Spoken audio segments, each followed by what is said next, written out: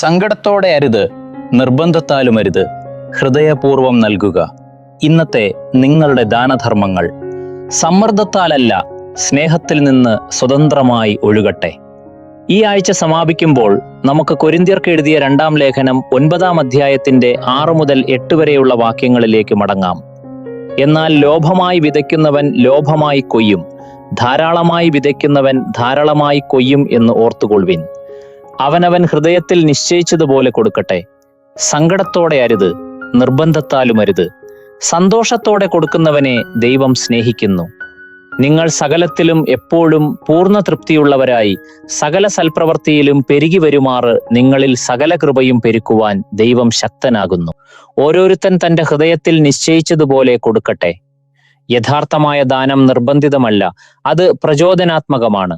അത് ഹൃദയത്തിൽ ആരംഭിച്ച് വിശ്വാസത്തിലൂടെ പ്രവർത്തിച്ച് സന്തോഷം പ്രകടിപ്പിച്ച് ദൈവത്തിന്റെ കരുതലിനെ ആശ്രയിച്ച് കൃതജ്ഞതയിൽ കലാശിക്കുന്നു. ദാനത്തിൽ പ്രധാനമായത് തുകയല്ല, മനോഭാവമാണ്. നാം ഹൃദയപൂർവ്വം നൽകുമ്പോൾ നാം ക്രിസ്തുവിനെ പ്രതിഫലിപ്പിക്കുകയും ആത്മീയ വളർച്ച പ്രാപിക്കുകയും ചെയ്യുന്നു. സ്നേഹത്താൽ നയിക്കപ്പെടുന്ന അനുസരണമാണ് യഥാർത്ഥ ദാനത്തിന്റെ കാതൽ. ഒഴുകുന്ന ഒരു പുഴ അതിന്റെ പാതയിലെ ഓരോ ഗ്രാമത്തെയും അനുഗ്രഹിക്കുന്നു. അത് നിർബന്ധിക്കുന്നില്ല, അത് സ്വാഭാവികമായി ഒഴുകുന്നു.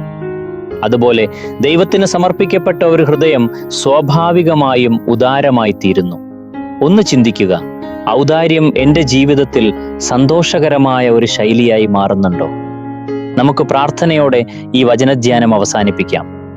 സ്വർഗസ്ഥനായ പിതാവേ, അവിടുത്തെ ഹൃദയത്തെ പ്രതിഫലിപ്പിക്കുന്ന രീതിയിൽ എൻ്റെ ഹൃദയത്തെ രൂപപ്പെടുത്തണമേ. എൻ്റെ ദാനം ആത്മാർത്ഥവും സന്തോഷകരവും വിശ്വാസപൂർണവുമാകട്ടെ. എല്ലാ സമ്മർദ്ദങ്ങളും നീക്കി എന്നെ സ്നേഹം കൊണ്ട് നിറയ്ക്കണമേ. എൻ്റെ ജീവിതം യഥാർത്ഥ ഔദാര്യത്തിൻ്റെ ഒരു സാക്ഷ്യമായി മാറട്ടെ. യേശുക്രിസ്തുവിന്റെ വിലയേറിയ നാമത്തിൽ ആമേൻ.